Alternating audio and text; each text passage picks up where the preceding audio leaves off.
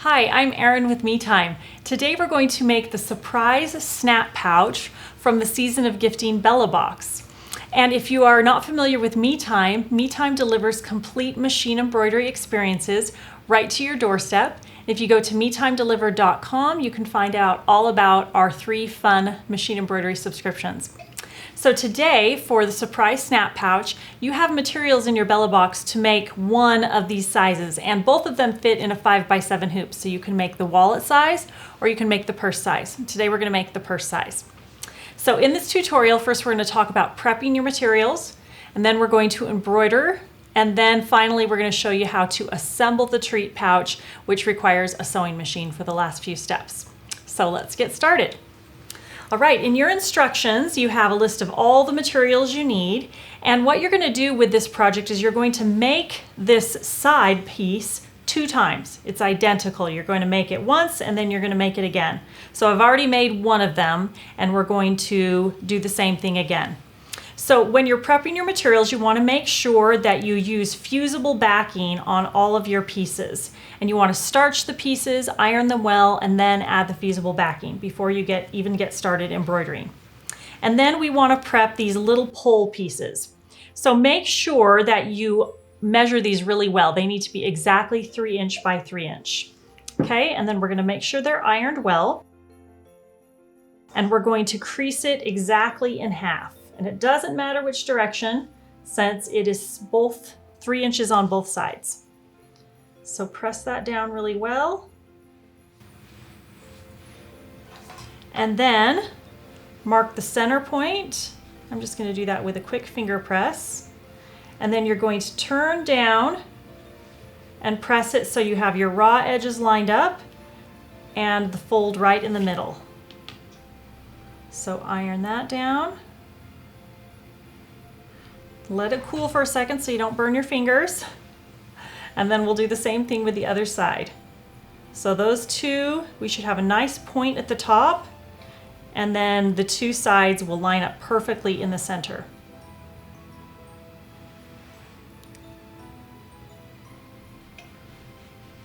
So there you go. And that will be ready for when we get to that step.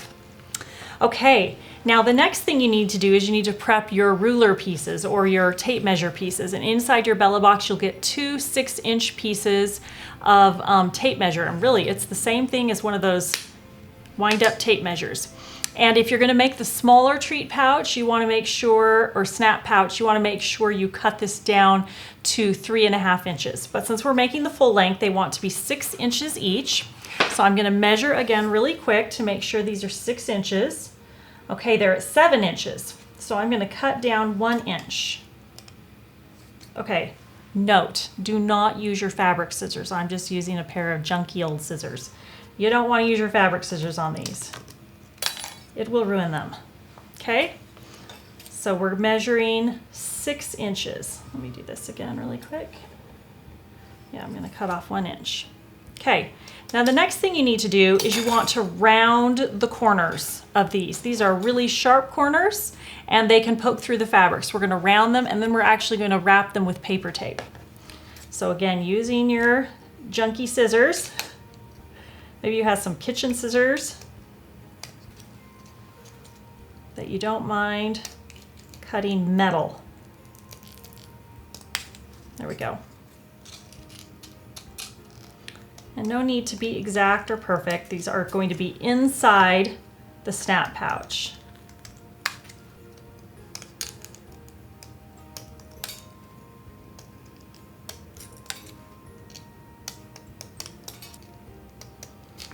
And I would make sure you keep track of those little pieces and throw them away. They're awfully sharp. You wouldn't want them to land on the floor and step on them. Okay, next we're going to take paper tape, and this is included in your Bella Box. And you're going to wrap it around the ends. Again, we want to make sure that it doesn't poke through the fabric and tear it. They are a little bit sharp. So just wrap that around, and again, it's not going to show. It's going to be inside the project, so it doesn't have to look perfect. Okay, I have all my pieces ready, and I'm ready to stitch. So I've loaded my embroidery file. And I've hooped my stabilizer. We're using a lightweight mesh cutaway stabilizer. So I'll put this in the machine. Okay, the first step is to stitch the whole template of the pouch. So it's going to stitch right on the stabilizer. Okay, I'm going to keep my hoop in the machine for the next step, and it's going to be the batting placement line. Okay, I've finished my placement line, so I'm going to take my project batting and I'm going to layer it right over that placement line. That's that innermost stitch line, and covering it completely. You can use paper tape here if you'd like. My batting tends to stay down really easily. So I'll put it back in the machine. Okay, we finished tacking down our project batting. Now we're going to trim close to that stitch line.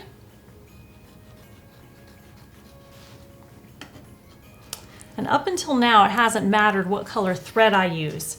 But now I'm going to switch to a light pink thread for the rest of the project. Okay, the machine just finished stitching machine step number 4, which was the placement line for the outside fabric. So I'm going to take my outside fabric. I love this fabric. This is a beautiful art gallery fabric. I'm going to place it over the project, covering that placement line. And here I'm going to use a little paper tape on all the corners to keep it from sliding around.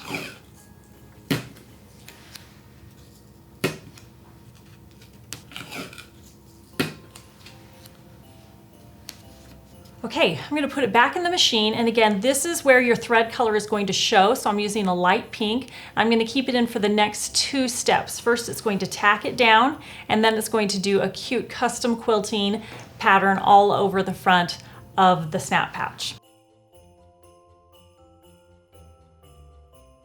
Okay, I'm just removing the paper tape. We finished stitching the all-over quilting design, and I love this quilting design. It's so pretty and dainty.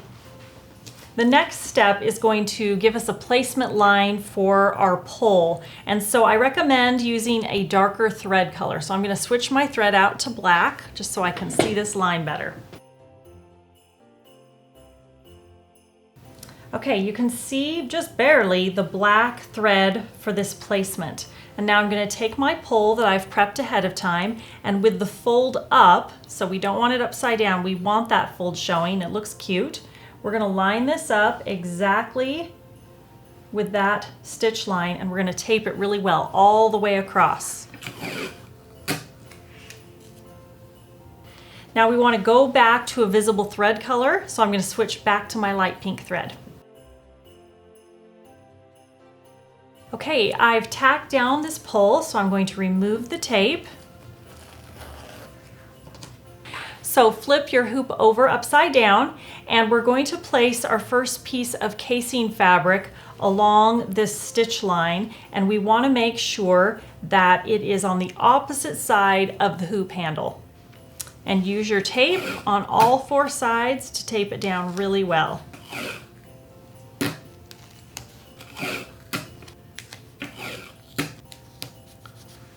And we'll flip it over.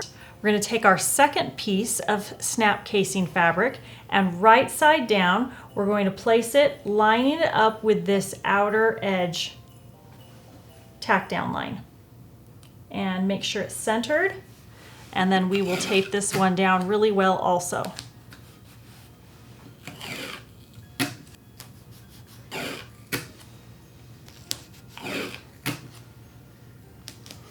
And now I'm going to really press, which is going to help that bottom piece especially stick down well. Okay, and it goes back in the machine to tack both of those pieces down. Okay, we finished stitching down the casing. We'll flip the hoop over, and we're going to remove the paper tape. Do it gently. Make sure not to pop the project out of the hoop.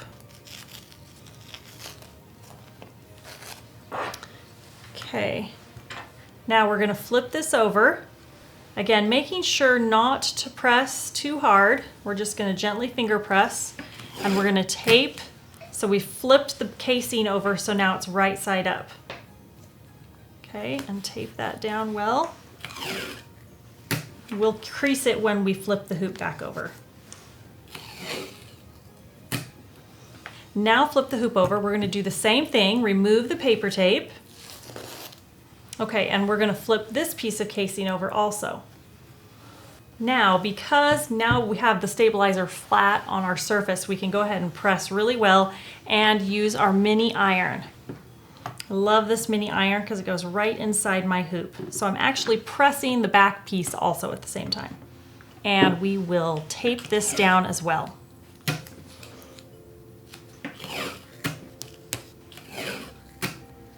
Okay, now we're going to put it back in the machine and we're going to tack down this casing line. Okay, now we're going to remove all the tape again. A lot of taping and removing of tape, but it will really help your project turn out better if you use the tape. Okay, I'm going to flip it over. You can see my casing is tacked down now, so I don't need to worry about it coming undone. And flip the hoop back over, and now we're going to take our lining piece and we're going to place it right side down. In this case, we have a solid fabric, so it doesn't matter, but right side down, covering up the project and lining the top up with the top of this casing tack down line. Okay, make sure it's centered and it's covering up your stitch line of the outside of your project. Okay, and you're going to want to use paper tape again.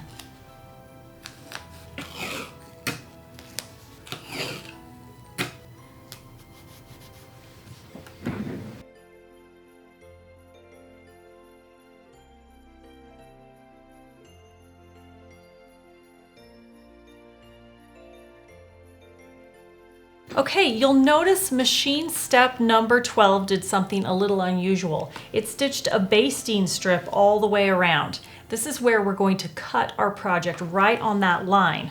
So remove the tape now. And then we'll be able to remove the project from the hoop. And we're going to trim the project right on that basting line, cutting the stitches out so they're not there anymore. And using my fabric scissors this time, I'm going to cut all the way around. I'm not going to cut this lining tack down line. I'm just going to cut on this basting line all the way around the whole project. And again, you actually want to clip those threads. So cut them right off.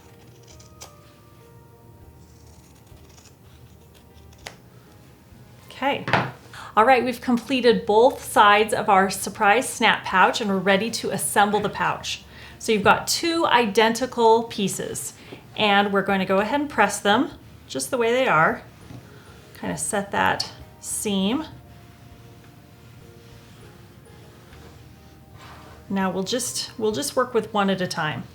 So we're going to open this up and we want the lining on the left. Okay, and we're going to press this seam toward the casing. It wants to lay toward the lining, but we're going to press it toward the casing.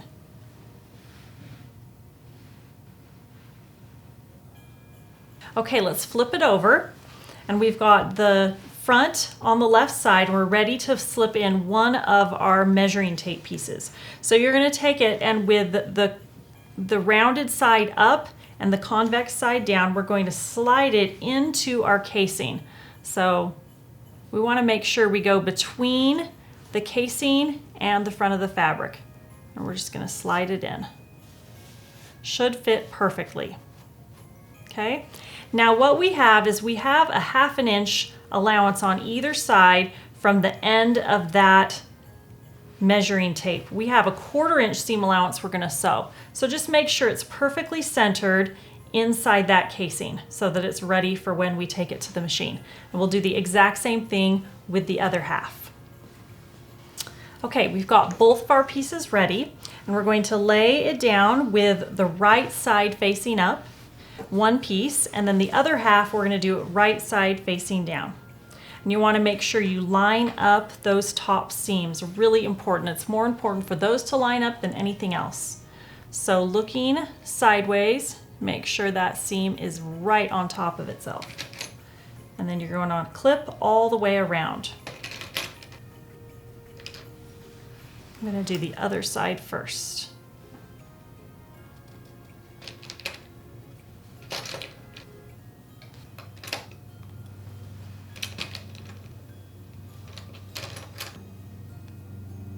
Okay, I'm going to take the pouch to the sewing machine and I'm going to stitch a 1/4 inch seam allowance down one side first and then down the other side. Now when you get to the pouch side, we have a little stitch guide you can use, that outer line. You don't have one here on the liner, but just follow a 1/4 inch seam line all the way from the top to the bottom, making sure that those seam allowances press down towards the casing.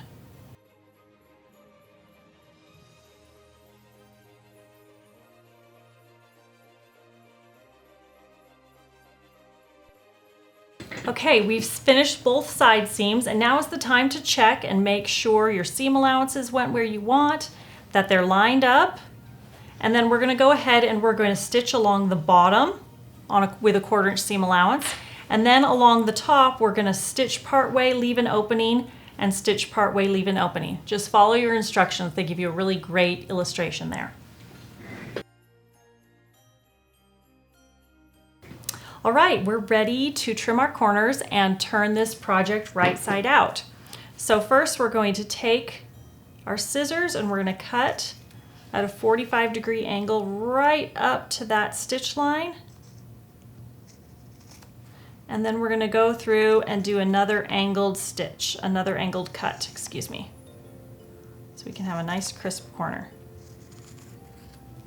And we'll do the same thing with our lining.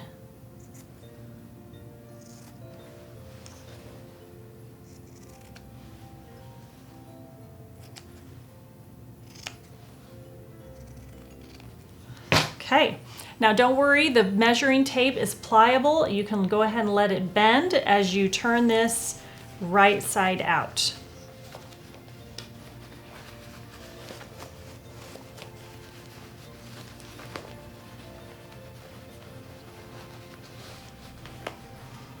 Okay, use your turning tool to push out those corners.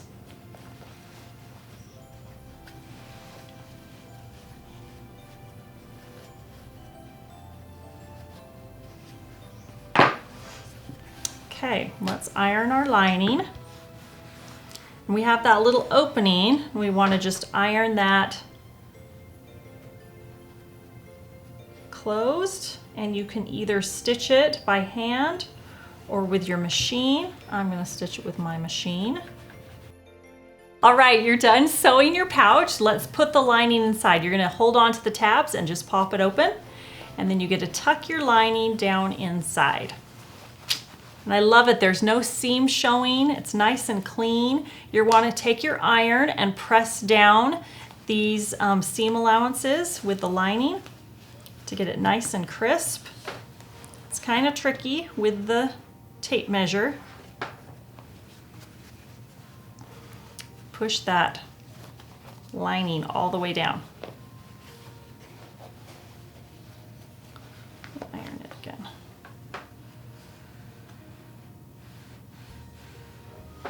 So there you have your Suprise Snap Pouch. Now remember, with the Bella Box, you can either make the wallet size or you can make the coin purse size. You have all the materials in your Bella Box, and both can be made in a 5x7 hoop. Now make sure you check out our other tutorials for the Season of Gifting Bella Box. We also have the Polar Bear Triangle Treat Pouch and the Countdown to Christmas Pillow. This is my personal favorite project from this Bella Box. Make sure to like and subscribe this channel so you don't miss any machine embroidery content. Now go enjoy a little well-deserved me time.